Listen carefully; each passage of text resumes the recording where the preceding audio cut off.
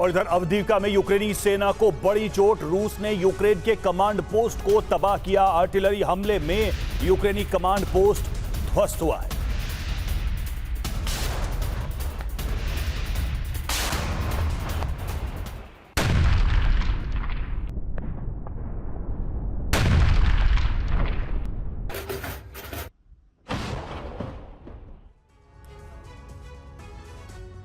और नेटो ने वॉशिंगटन में हुई मीटिंग में रूस के खिलाफ एक ऐसा ब्लूप्रिंट तैयार किया है जिसके जरिए हर उन मोर्चों पर रूस की घेराबंदी की जाएगी जहां रूस का दबदबा है। इसके लिए यूरोप से लेकर अफ्रीका तक चक्रव्यूह रचा जा रहा है। नेटो खुद का विस्तार करके रूस के गठबंधन को चुनौती देना चाहता है। ऐसे में रूस और नेटो में सीधे टकराव का अंदेशा बढ़ गया है। लेकिन इस सब के बीच चीन और नॉर्थ कोरिया की एंट्री से नेटो की नींद उड़ गई है। बेलारूस में चीन के सैनिक पहुंच गए हैं जबकि रूस में नॉर्थ कोरिया के सैनिकों की पहली टुकड़ी पहुंच चुकी है। हालात तेजी से बदल रहे हैं, इसलिए नेटो मीटिंग का सबसे अहम मुद्दा सिर्फ रूसी गठबंधन को रोकना था, जिसके लिए 32 देशों ने एकजुट होकर पुतिन से मुकाबले की शपथ।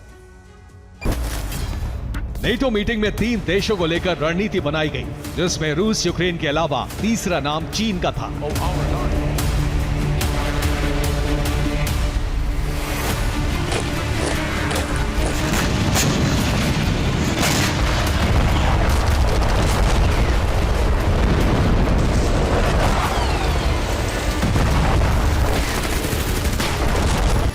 यानी नेटो समझ चुका है कि पुतिन जिस गठबंधन को तैयार कर रहे हैं वो आने वाले वक्त में नेटो के लिए नासूर बन सकता है।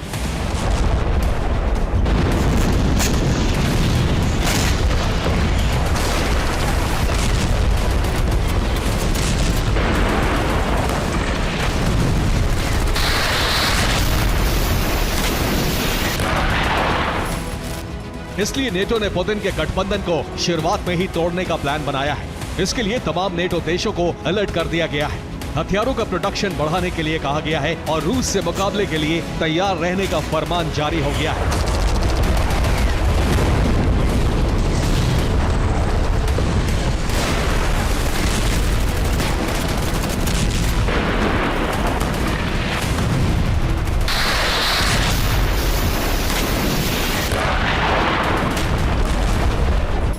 इस तस्वीर ने नेटो की नींद उड़ा दी है। ये बेलारूस में चीनी सैनिकों के युद्धाभ्यास की तस्वीरें हैं।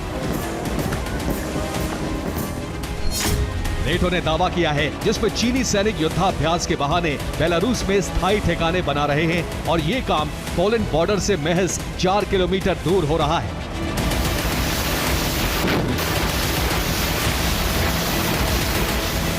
पेंटागन की तरफ से कहा गया है कि बेलारूस के ब्रेस्ट शहर से आगे सर्विलेंस कैमरा, बंकर और परमानेंट मिलिट्री पोस्ट बनाई जा रही है। पोलैंड को इसकी भनक है, इसलिए उसने डिफेंस सिस्टम बेलारूस बॉर्डर पर लगा दिए। साथ ही अमेरिका भी $2 करोड़ की सैन्य मदद भेज रहा है।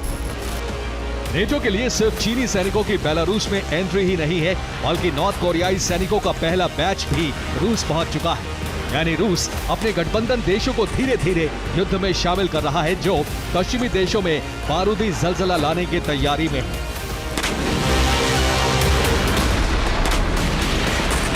वॉशिंगटन में 32 देशों ने रूस को रोकने के लिए पेंटागन के ब्लूप्रिंट पर चलने की शपथ ली और चीन रूस के बढ़ते आधिपत्य को खत्म करने के लिए एकजुट होकर आगे चलने का भरोसा दिलाया, क्योंकि रूस लगातार कई नेटो देशों को उकसाकर वोट डालने में लगा है ताकि कोल्ड वॉर का बदला लिया जा सके।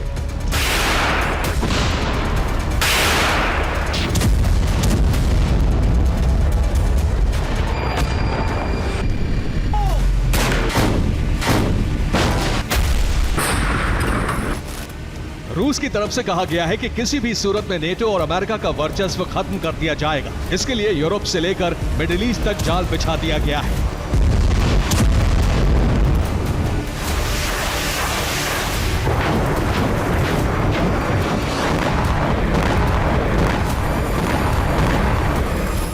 नेटो जिस प्लान पर काम कर रहा है उसमें बाल्टिक सी, ब्लैक सी, भूमध्य सागर तक अमेरिका का वर्चस्व रहे। बाल्टिक सी में काफी हद तक नेटो कामयाब हो गया है।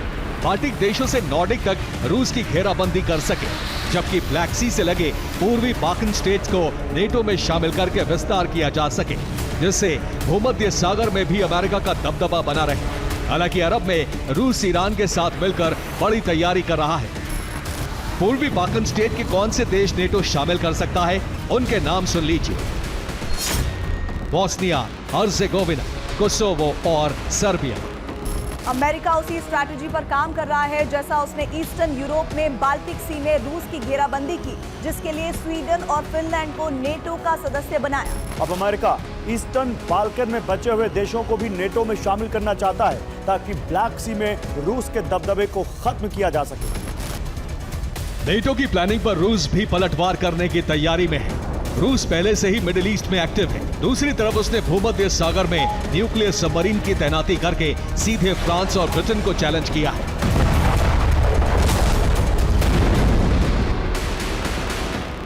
इसके अलावा ईस्ट बाल्कन देश ब्लैक सी में खड़े युद्धपोत के निशाने पर है।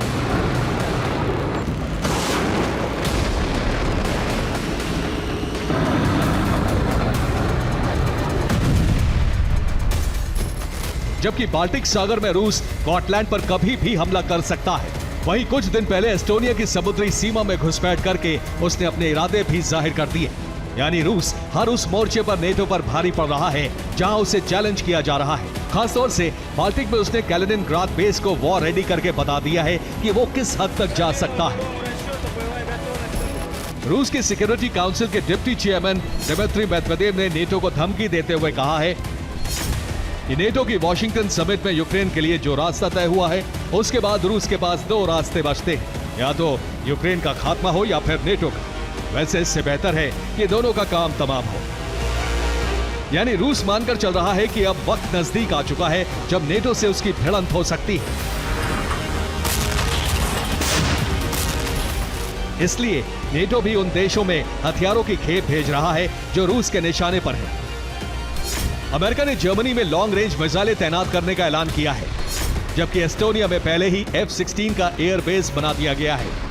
पोलैंड में अब्राम्स, पैट्रियट और F-35 लगा दिए गए हैं। साथ ही यूक्रेन को अगले साल नेटो 40 बिलियन यूरो की मदद करने जा रहा है।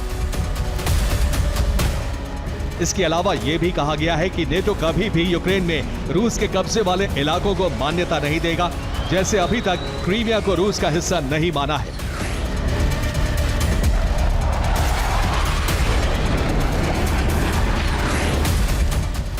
लेकिन इस सबसे ज्यादा नेटो की घबराहट की वजह रूस चीन गठबंधन है, क्योंकि अभी तक चीन खुलकर रूस के साथ नहीं आया था, लेकिन बेलारूस में वॉर ड्रिल करके चीन ने बता दिया है कि रूस चीन युद्ध के मोर्चे पर साथ लड़ने को तैयार है। यानी चीन रूस की मदद यूरोप में करेगा और रूस चीन की मदद साउथ चाइना सी में करेगा, अमेरिकी दबदबे को खत्म करने के लिए। Bureau report, TV9 Bharat.